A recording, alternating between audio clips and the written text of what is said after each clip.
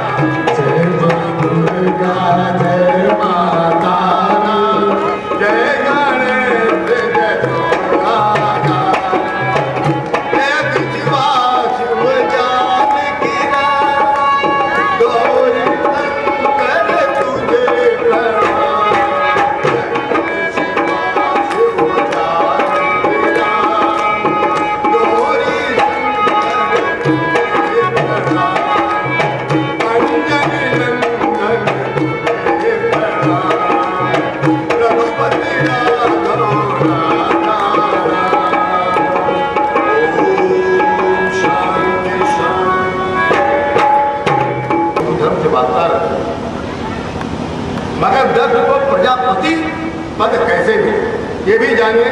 ये बालकांड के 60वें दोहे में बाबा तुलसीदास जी ने लिखा है, लगे कहन हरि कथा रसाना दक्ष प्रजेत बहे जाना।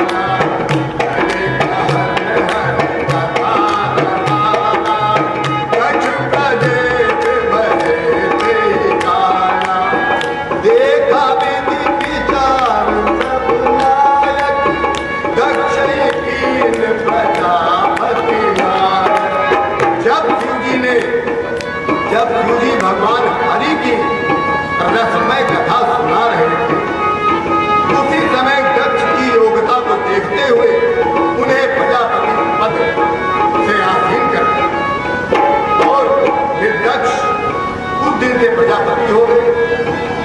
अब दक्ष ये शिव जी दामाद कैसे, शिव जी से इनसे रिश्ता कैसे, उसके लिए सबसे पहले ये जानेंगे कि प्रजापति दक्ष की पत्नी का क्या नाम है। उनके पिता का नाम तो ब्रह्मा जी है, तो पत्नी कौन थी? उनकी पत्नी वारुणी है। वारुणी के गर्भ से 60 पुत्रियों का जन्म हुआ था। 60 पुत्रियों में सती किस स्थान पे है पहले ये भी जान लीजिए।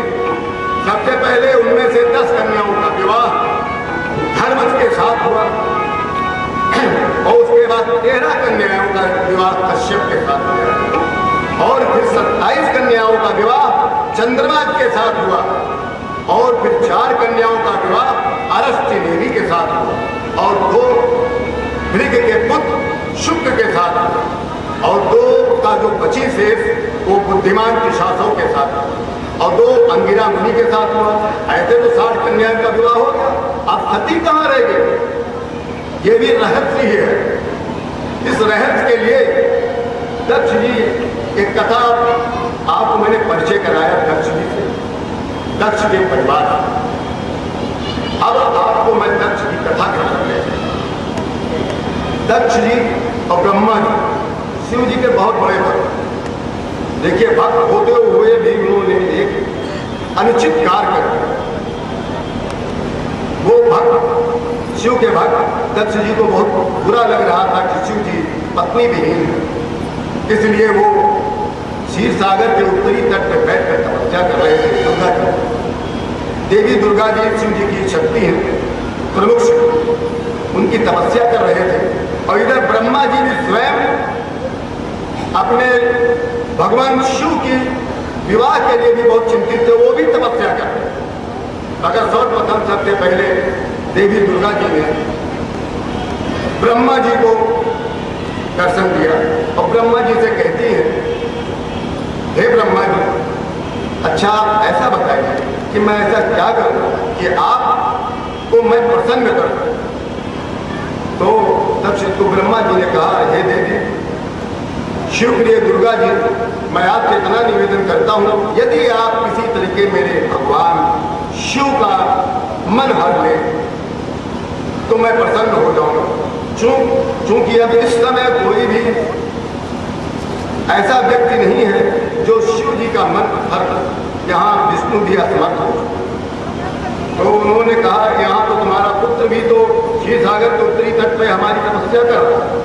तो इतना कहते हैं ब्रह्मा जी कहते हैं, तो क्यों नहीं आप उनके पुत्र के रूप में उनके पास उनके घर में जन्म ले लेती, मैं भी धन्य हो जाऊंगा, वो भी धन्य हो जाएगा और हम लोग के सीधा रिश्ता हो जाएगा भगवान से अपने।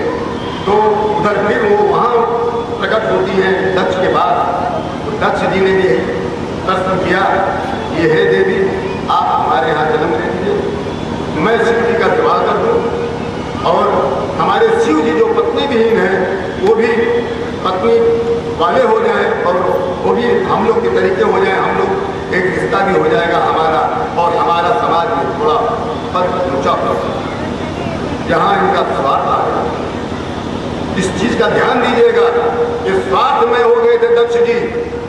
फिर मगर उस समय दुर्गा जी ने कहा, मगर दक्ष और छोटी सी बात कह रही हूं, मगर मेरी बात याद रखो, तुम कोई ऐसा अनुचित कार्य मत करना, अन्यथा मैं तुम्हें कभी जीवन में तुमको मैं दर्शन नहीं दूंगा और तुम चाहे जितनी तपस्या करोगे तुम मुझे नहीं पा पाओगे। दक्ष जी ने उन्होंने उनकी उपदेश को स्वीकारात्मक रूप दिया। उसके बाद सती जी उनके घर में जन्म लेती हैं और सती जी जन्म लेती है, उसके बाद सती जी का विवाह वो तपस्या करती है, शिव जी के साथ हो जाता है। अब हम आपको सीधा ले चलते हैं यज्ञ की शाला, दक्ष की यज्ञ की शाला में, उसको महायज्ञशाला कहते हैं। और आपको एक चीज और बता दूं, शिव भगवान स्वयं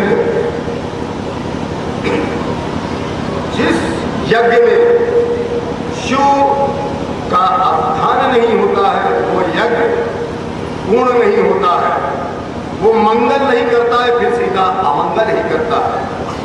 ये अब आपको मैं ले चल रहा हूं कनखल तीर्थ स्थान। एक समय दक्ष